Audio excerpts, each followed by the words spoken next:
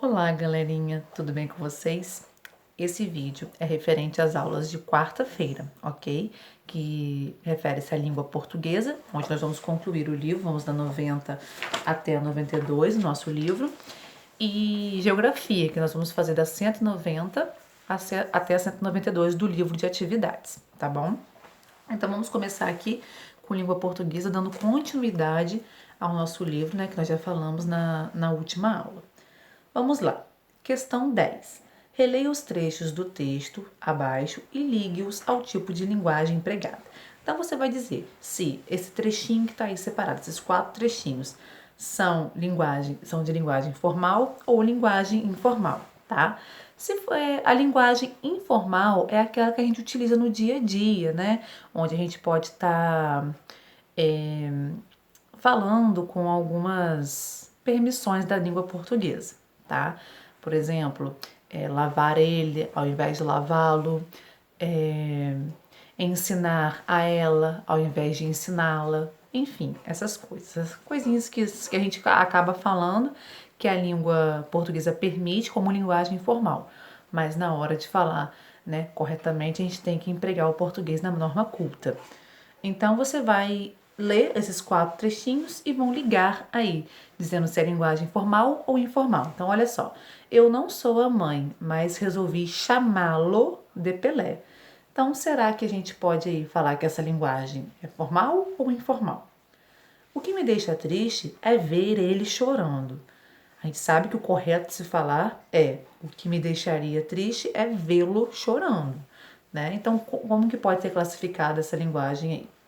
Sinto que preciso protegê-lo. Queria estar com ele sempre. E a gente fica juntos até que eu tenha sono. Então, você vai dizer se é linguagem formal ou informal. Ligando. Então, vamos lá. Observe. Resolvi chamá-lo de Pelé. Sinto que preciso protegê-lo. Então, nós temos aí duas partes, né? Duas frasezinhas que se referem ao texto que a gente acabou de ler. A gente leu na última aula, né? Que é o textinho, acho que é aquele que é tipo a cartinha que a gente leu nessa página aqui, ó. Pelé. Então vamos lá. Como deveria ser escrito na linguagem formal o trecho "O que me deixa triste é ver ele chorando"? Como que a gente deveria escrever essa frasezinha na linguagem formal, na linguagem culta, né? Na norma culta da língua portuguesa?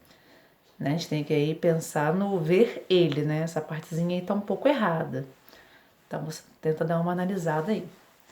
Observe linguagem informal e linguagem formal. Ó, a gente estudou para a prova. Essa é a linguagem informal que a gente usa no dia a dia. Então, e linguagem formal? Nós estudamos para a prova. Tá? Então, repare que quer dizer a mesma coisa, só que aqui está na linguagem informal, que a gente utiliza no dia a dia, numa conversa com nossos amigos, com os nossos familiares, e aqui está na linguagem formal, que é a norma culta da língua portuguesa. Tá? Página 91. Agora, escreva em linguagem formal, né, os trechos a seguir. Então, letra A. A gente fica juntos até que eu tenha sono. Como que ficaria essa frase, né? Como que é? O agente aí é substituído por qual pronome? E letra B. A gente brinca até a hora do jantar. 13. Converse com seu professor e seus colegas e discutam em que situações devemos utilizar a linguagem formal e em quais devemos empregar a linguagem informal. Escreva suas conclusões. Então, pessoal, a linguagem informal, ela é falada em situações do dia a dia, numa conversa com os amigos, numa roda de conversa também com a nossa família, né? No WhatsApp, no Instagram, a gente utiliza a linguagem informal. Agora, a linguagem informal a gente deve empregá-la onde?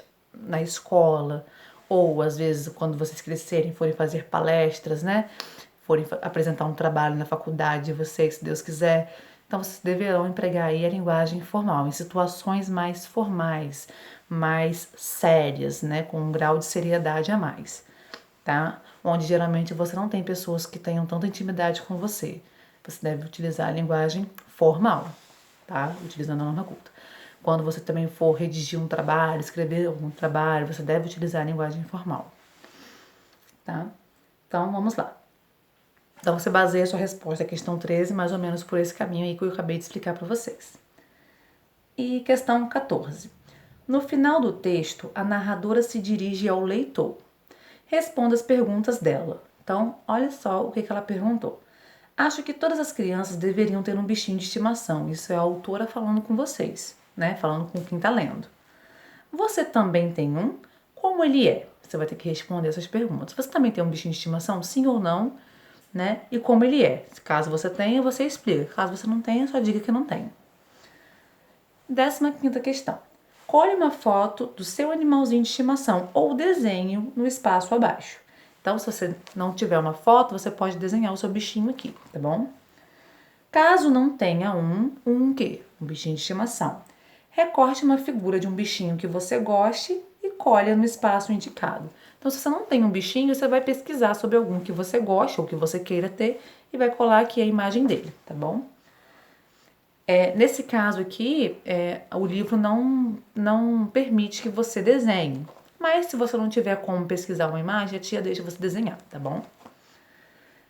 Escreva por que você o escolheu ou o escolheria, tá bom? Então, por que você escolheu esse bichinho, caso você não tenha um bichinho de estimação? Ok? E a página 92. Agora, conte uma aventura que você tenha vivido com seu animal de estimação. Se não tiver um, use a sua imaginação. Não se esqueça de apresentá-lo, descrevendo-o fisicamente e contando sobre o seu comportamento. Então, aqui nesse caso, se você não tem um bichinho de estimação, você vai ter que imaginar como se você tivesse um bichinho de estimação. Você pode utilizar até a foto ou desenho que você colar aqui do bichinho, né, que você gostaria de ter, ok? E aí você vai ter que descrever como é que ele se comporta, como ele é, se ele é peludinho, se ele é pequenininho, se ele é grandão, se ele é bagunceiro. Você vai descrever como ele é, como é o comportamento dele. E você vai narrar ali, através de um texto, uma aventura que você tenha vivido com ele, ok? Então, essa foi a nossa aula de língua portuguesa. Vamos agora para a geografia. Tá? Positivo de atividades, páginas 190 a 192. Vamos pegar aqui, deixa eu ir para a página. Vamos lá. Espaço urbano e espaço rural, que é o assunto que a gente está falando em nossas aulas, né? Esses dois espaços aí, que são os que compõem um município. Então vamos lá. Procure em jornais, revistas e na internet imagens de espaços urbanos e rurais. Recorte essas imagens e colhe os espaços abaixo. Depois, assinale com um X as características que podem ser encontradas com frequência em cada um desses espaços. Então, aqui você vai pesquisar a imagem de um espaço urbano, né, que corresponde à cidade, e aqui uma imagem sobre o espaço rural, que corresponde ao campo. E aí vai colar cada uma dessas imagens aqui, tá bom? E aqui embaixo você vai marcar as características de cada um desses espaços. Então vamos lá. Letra A. Características do espaço urbano, que é o espaço da cidade, que se refere à cidade. Tem muitos veículos circulando? Aí se tiver, marca. Rios, lagos para pescaria? Vários sítios, vários centros comerciais, muitos problemas sociais, predomínio de elementos culturais. Então, o que tiver ali representando o espaço urbano, você vai marcar.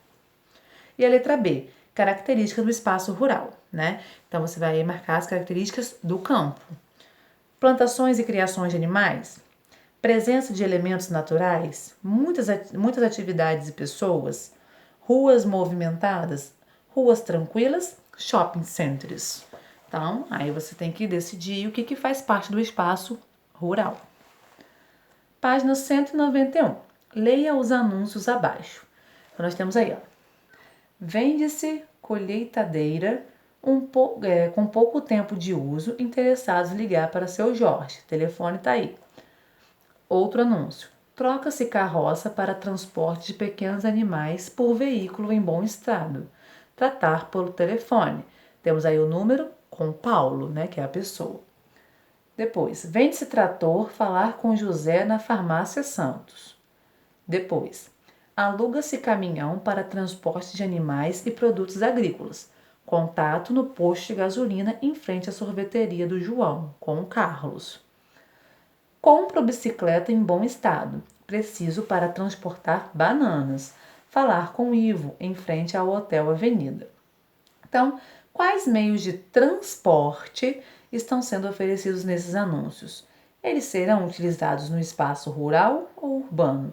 Então, primeiro aí, o que são meios de transporte? É o que a gente usa para se movimentar de um lugar para o outro, né? Então, pode ser carro, pode ser carroça, pode ser bicicleta, pode ser até um skate. Pode ser um skate, pode ser acho que eu já falei, né? Moto, mas enfim, motocicleta. Então, tudo que serve para levar você de um lugar para o outro é um meio de transporte. Então, quais meios de transporte estão sendo aqui negociados, trocados, né? Adquiridos? Vai colocar o nome aqui. E você acha que esses meios de transporte eles vão ser utilizados no espaço urbano, que corresponde à cidade, ou rural, que corresponde ao campo? Aí você coloca aí a sua opinião. 3. Crie anúncios de comércio de meios de transporte típicos do meio urbano. Então, quais são os meios de transporte que utilizamos aqui na cidade? Né? Você vai colocar aí, vai criar tipo um anúncio, como se alguém quisesse comprar ou se alguém quisesse vender algum meio de transporte que a gente utiliza aqui. Tenta se basear em alguns desses, tá bom? Para você poder fazer no esquema certinho aí. E a página 192. Responda as questões a seguir. Letra A. Por que as cidades são diferentes umas das outras? Né? Por que uma cidade é de um jeito, outra cidade é de outro jeito? Por que cada uma tem as suas características? Né? Eu já falei isso com vocês, tem a ver com o modo de vida de cada povo. Né? Então, uma cidade busca suprir as necessidades de um povo. Então, se cria-se um prédio em tal esquina é porque houve a necessidade daquele prédio. Então a cidade, né, o modo que as pessoas fazem suas construções na cidade, ou está no campo também, é para suprir suas necessidades. Então, baseia sua resposta mais ou menos por aí. Letra B. Quais fatores deram origem a algumas cidades brasileiras? Então, que fatores deram origem a algumas cidades, né? No caso, teve os tropeiros, né? Que eram pessoas que levavam mercadorias de um lugar para o outro, né? Abastecendo as vilas e cidades da época.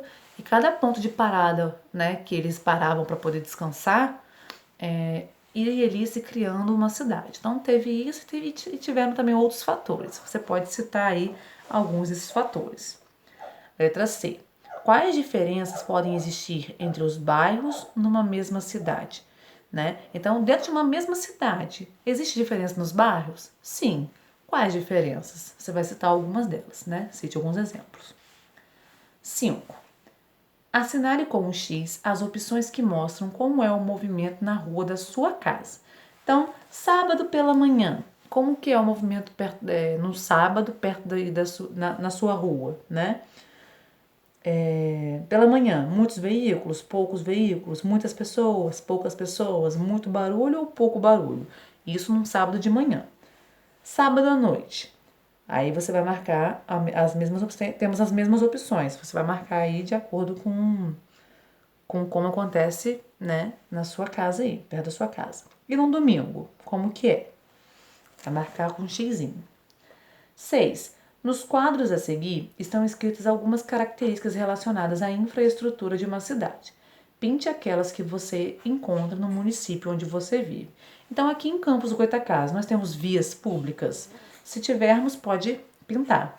Nós temos escolas, nós temos postos de saúde, iluminação pública, tratamento de esgoto, área de lazer, abastecimento de água, meios de comunicação, meios de transporte. Então, o que nós tivermos na nossa cidade, você pode marcar, você pode pintar o retângulozinho aí que corresponda a essa opção, ok? Espero que tenha ajudado. Se você tiver qualquer dúvida, me grita lá no grupo, tá bom? Beijo para vocês e até a próxima aula.